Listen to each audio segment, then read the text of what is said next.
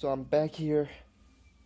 I just watched the UFC fight night, Burns and Morales, and Michael Morales got an impressive KO over Gilbert Burns. I thought it was really good, and it also just made me think of how stacked the welterweight division is. Like, we're now starting to see a lot of new contenders come in. We had JDM. JDM's now champ. Got Shavkat still in the rankings. We got Sean Brady, Ian Gary, Joaquin Buckley. Now we got Michael Morales. We still got Carlos Prates in there, and it just made me think. Like, I think this division is going to be super stacked. I think this division is going to be, honestly, I think it might be the best division. It has the potential to be the best division in the UFC, even better than lightweight, because the problem is with lightweight that welterweight has going on right now is the old guard isn't leaving for the new guard. For welterweight, before we had, I guess Bilal Muhammad counts, but we had Bilal Muhammad, Leon Edwards, Kamaru Usman, Colby Covington, Gilbert Burns, even Steven Thompson up in the top 10 at some point. And, these guys are kind of beating the young contenders.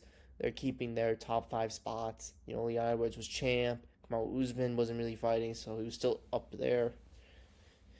And now we're seeing, Leon Edwards. He got dominated by Sean Brady. Kamaru Usman, you know, he's gonna fight Joaquin Buckley, and I think that's gonna be a very one-sided matchup. I think Buckley will destroy Kamaru Usman. And we got Ian Gary, he's up there, I guess you can call that. Shavkat beating Thompson, Neal, and he's up there. He was a number one contender. We don't know if he's still the number one contender. Then we got Michael Morales just beating Gilbert Burns. Sean Brady did that too. So did JDM. But now we're seeing these new, young, up-and-coming, exciting contenders. They're on huge win streaks. Sean Brady only lost to Bilal Muhammad. Shavkat's undefeated. Ian Gary only lost to Shavkat. Joaquin Buckley's undefeated in the welterweight division. And Michael Morales is 18-0. He just had 2 impressive finishes over, Neil Magny and now Gilbert Burns.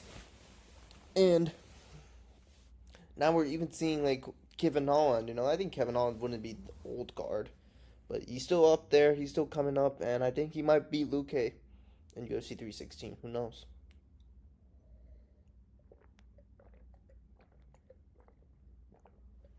Excuse me. Now, we're seeing a new guard emerge in welterweight. And this new guard is filled with exciting prospects who all could be champ each. Like, they all could potentially be champ. And they're all really good. They make exciting matchups with each other. I think this is the best state the welterweight division has been in years. Honestly, almost a decade at this point. Now, the problem with lightweight is that you look at the rankings, right? So, Arman is number one. That doesn't count. But we got Charles Oliveira. He's about to be 35. I know he's fighting for the title, but he's going to be 35. Justin Gaethje, 36. Dustin Poirier, 36. Dan Hooker, he's up there in age too. Then you got all these guys in the top 5. They're part of the old guard. Most of these guys, except Arman, they're part of the old guard. Holloway too. Holloway too still is still young, 32, but let's be for real, he's not in his prime anymore. He's still very good. He probably would be even better at lightweight now, but he's still, I don't know, I wouldn't say he's new guard. He's definitely not the new gen. And we got Ilya coming up there. And then you look at below. You got Michael Chandler, 38. And Moicano's 35, 36. Dariush is 36. And yeah, it's like you have these, and then there's a new guard coming up. But let's be for real. The old guard in lightweight is still very good. It's still very good. Like, Charles Oliveira can still beat a lot of people in division. So can Gaethje. So can Holloway. So can Poirier. I mean, Arman, I think he's still very good. I don't know why they didn't rebook that Islam versus Arman match, but they should have. And it's at this point where you're thinking like, is the lightweight gonna be as stacked as it was before? I mean, here's the thing: I think it's still gonna be stacked, but looking at right now, in a year from now, I see welterweight being the premier division. I see welterweight becoming what I think welterweight's gonna be the best division in a year or two. That's the truth. Let's be for real. It's gonna be. I mean, middleweight is also pretty stacked too. You got Imavov, Strickland, Chimaev, Adesanya, Whitaker, Bravo. You got Dricus Duplessis as a champion. I think Dolice is making somewhat of a run. Hernandez, Fluffy up there. You got Renato Ritter, who could be potentially one top five. I mean, it's definitely stacked, and I say featherweight is not as stacked as it used to be. It used to be stacked, but let's be for real. I mean, it's still stacked, but I still think that bantamweight is definitely up there. I mean, bantamweight: Sean O'Malley, Peter Yan, Umar, Corey, Song, Figgy, Cejudo. I mean, these guys. I want to say Cejudo, but if you just look at the top six, it's literally like a lot of them are former champs. A lot of them are really good. And I mean, I think welterweight and bantamweight are now the new best champ, the most stacked divisions now. Right now, I think welterweight and bantamweight are the most stacked divisions right now. I'd say they're pretty hand in hand. I think bantamweight is a little less stacked than welterweight, but I think it is just because lightweight isn't moving that much. You got Islam who isn't really fighting. I mean, I'm glad he's leaving the division because let's be fair, that guy barely fights. He barely fights, and he hasn't really cleared out the division. He hasn't fought Arman. I mean, he has fought Arman, but like, he was due rematches with Arman and Charles. He didn't fight Gaethje, didn't fight Holloway.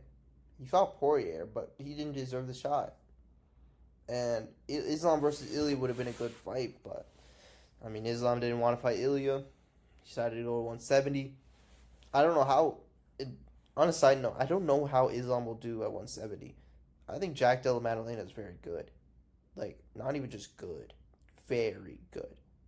And I think Jack Della Maddalena has a good, I wouldn't say good chance. I think he can beat Islam Makhachev.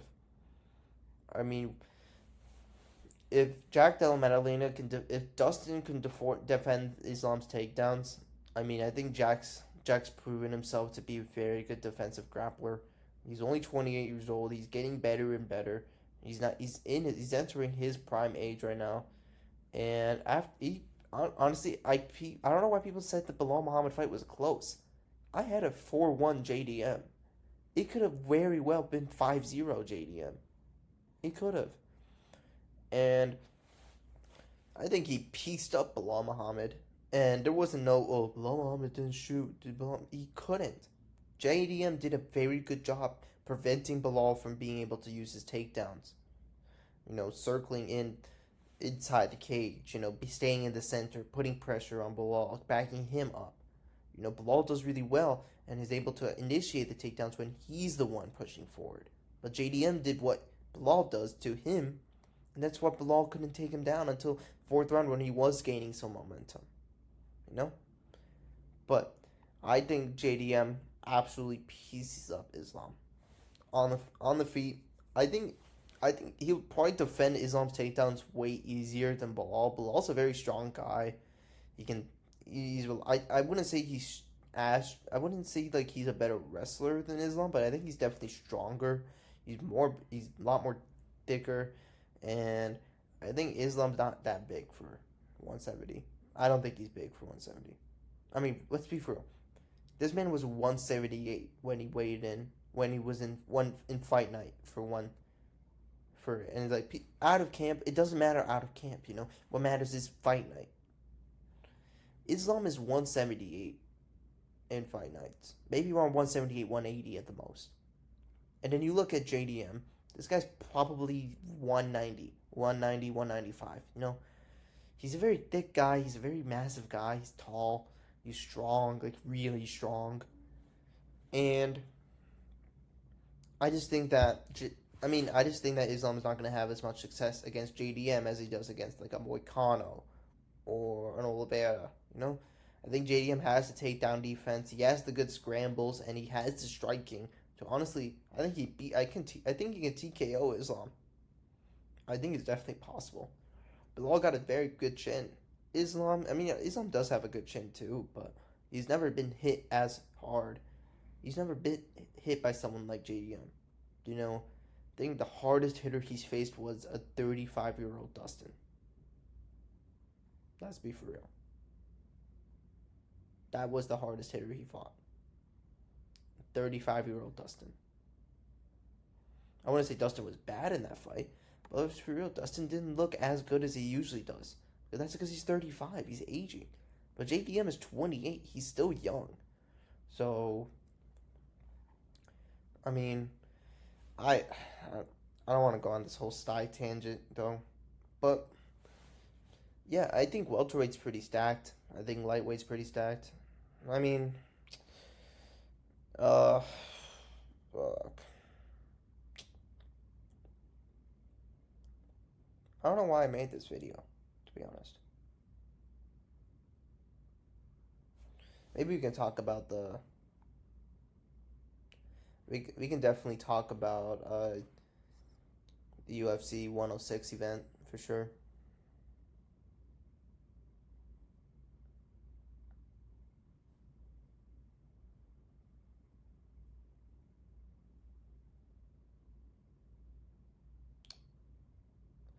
Sorry, I'm like very tired, but who gives a fuck? Would lock in. Okay, now what I'm saying is the reason why I think light welterweight is gonna be the best, most stacked division is because you look at the talent right here. Michael Morales, you got Joaquin Buckley, you got Shavkat, Sean Brady, Bilal Muhammad, you got Ian Gary too, I guess. And you look at it, the old guard is kind of going down in the rankings. Bilal Muhammad's still up there, but let's be fair. I think Bilal Muhammad still loses to someone like I think he does lose to Sean Brady in the rematch. I think he still does. And I think he can get beat by someone like Buckley, who has good wrestling himself. So, we'll see in the Buckley fight. We'll see how he does against an Usman. If he does really well against Usman, I think he's gonna have a good fight against Bilal.